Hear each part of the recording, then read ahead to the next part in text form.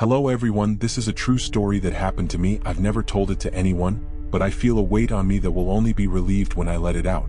I was 15 years old when I made a mistake I will never forget. It started with a story. My cousins and I had grown up listening to our grandfather's chilling tales about spirit Ouija boards, and the things they had witnessed when they were young. We were curious, too curious. So one morning when the rest of the house was still asleep, we climbed up to the terrace. I had made the Ouija board myself. A piece of cardboard. Letters. Numbers. Yes. No. Hello. Goodbye. Just like the tutorials on the internet showed. We sat in a circle, our fingers resting lightly on a bottle cap, and we spoke the chant 10 times. My cousin whispered, "Are you here?" The cap moved. It slid across the board, slowly, deliberately, to the word. Yes. We all froze. No one spoke. Then, in a panic, we pulled our fingers away. I started crying. I was sensitive back then. I was not ready for this.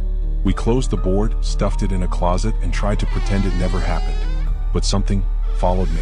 That same night, while I slept, I woke up freezing. In the middle of summer. My body drenched in sweat. The next morning, I told my mom. She said maybe I was just tired. But then it happened again. My head felt like it was burning. My mom touched my forehead and screamed, "How is your head this hot?" But the thermometer said my temperature was normal. Nothing made sense. The doctor came. But by then, everything had gone back to normal. For a while, life moved on. Until last week, my parents sat me down. They looked concerned. They said I had been waking up every night at midnight, walking into their room, standing there silently, and then going back to bed. But I do not remember any of it.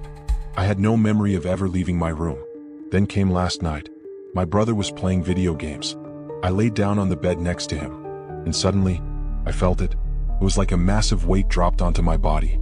Not an object, not a person I could see, but something heavy, something invisible, pressing down on me, every inch of me. I could not move. I could not breathe. I could see my brother just a few inches away. I could see my mom walk in and out of the room, but I could not speak. I could not scream. I thought I was going to stop breathing. I thought I was going to vanish. Then, as suddenly as it came, the pressure lifted from my chest. But it stayed on my legs for a few more minutes, and then it was gone. I'm scared of what might happen next. I do not understand what is happening to me, but I know one thing. It all began with that board.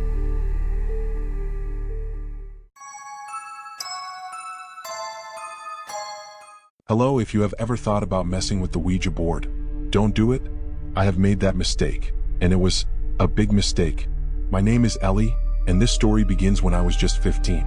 We had just moved into a new house in Minnesota. From the moment I stepped inside, something felt wrong. The air was heavy, the kind that clings to your skin. Everyone else said it was fine, but I knew something was off. A few nights after we moved in, I felt something cold breathing on the back of my neck. I froze. I turned around quickly, but there was no one there. At the time, my only friend was Kate. She was loud, bossy, kind of a pain, but I needed her.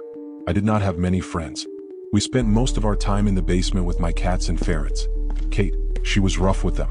Sometimes I wanted to say something, but I was afraid she would leave me. Then one day everything changed. We found something strange, hidden deep in the closet behind old clothes and boxes. A Ouija board. Homemade. Worn down. Covered in dust.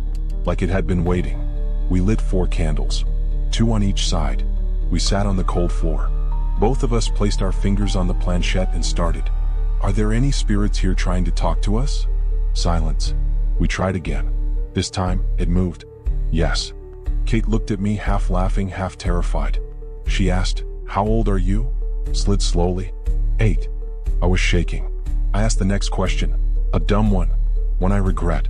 How will I die? The planchette spelled S-U-I-C. I think you can already understand what was written. We both froze. We shoved the board back into the closet, slammed the door, tried to pretend it never happened. But something followed us. I started to feel different. Numb. Empty. My appetite disappeared. I stopped drawing.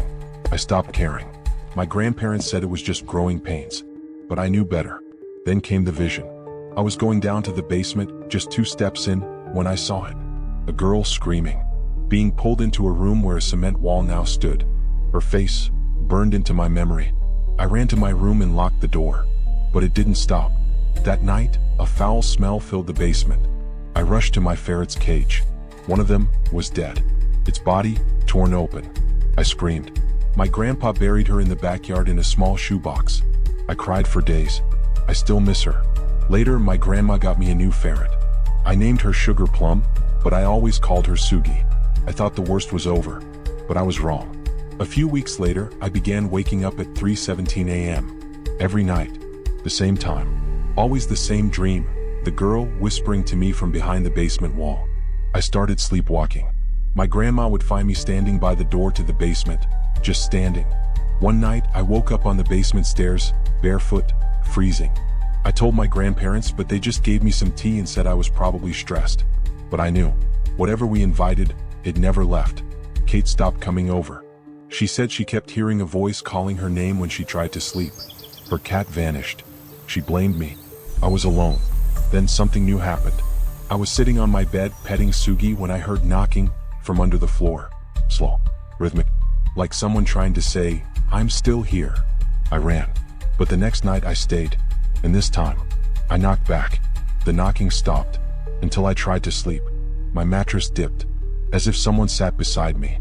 Then I felt it, cold fingers brushing through my hair. I froze, could not move, could not scream. I thought, maybe if I pretended to sleep it would go away. But then it whispered, "I remember you."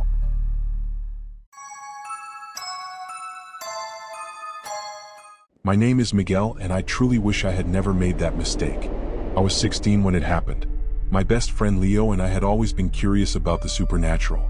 We watched horror movies, read about hauntings, and even dared each other to visit abandoned places around our small town in Oregon. But we had never done something like this. It started when Leo found an old Ouija board in his aunt's attic. It was dusty, stained, and looked like it hadn't been touched in decades. He brought it over to my house like it was some kind of treasure. At first I laughed, but deep down I was curious. We waited until late at night, when everyone was asleep, and went up to my attic, which was the only place quiet enough and away from prying eyes. We lit candles. Just two. Placed them on each side of the board. The flickering light made everything feel wrong. I remember saying, maybe we shouldn't do this. But Leo smiled, that excited kind of smile he always had when he was about to do something stupid. We both placed our fingers on the planchette and asked the usual, "Is there anyone here with us?" Nothing. We repeated the question, and the second time, the planchette moved. Slowly. Deliberately. It went to yes. I remember looking at Leo, waiting for him to admit he was pushing it. But he looked just as freaked out as I was. We kept going. "How did you die?" Leo asked. The planchette spelled F-I-R-E. We paused. Then I asked, "What's your name?" It spelled S-E-R-A-P-H-I-N-A. Something about that name, it chilled me. It didn't sound fake. Felt real. Personal. Suddenly the candle on my side blew out. No wind. No draft. It just died. I froze. Leo whispered, "Say goodbye. Now." We moved the planchette to goodbye and closed the board. But something told me it wasn't really over. That night I could not sleep. I kept hearing faint scratching noises above my ceiling. The attic. At first I thought it was just in my head, but the next day my little sister came running into my room, crying. She said she saw a girl with black eyes staring at her through the attic door. We never told our parents what we did. Over the next week things got worse. My phone screen would light up in the middle of the night with the name Serafina in the search history. I never searched for it. I would hear footsteps behind me even when I was alone. I began sleepwalking. One night, I woke up in the attic with the Ouija board laid out in front of me, unopened, untouched since that night. Leo and I decided to burn it.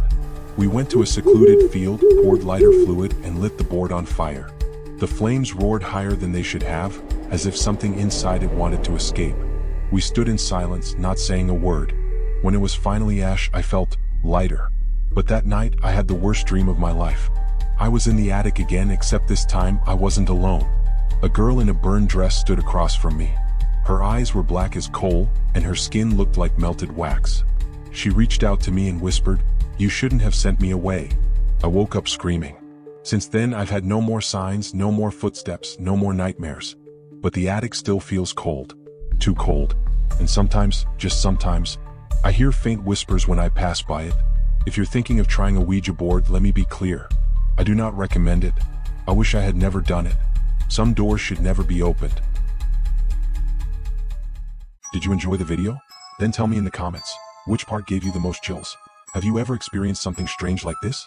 Share your story. Who knows, it might appear here on the channel. Leave a like and subscribe, if you dare. See you in the next story. Darkness hides secrets. And the next one could be yours.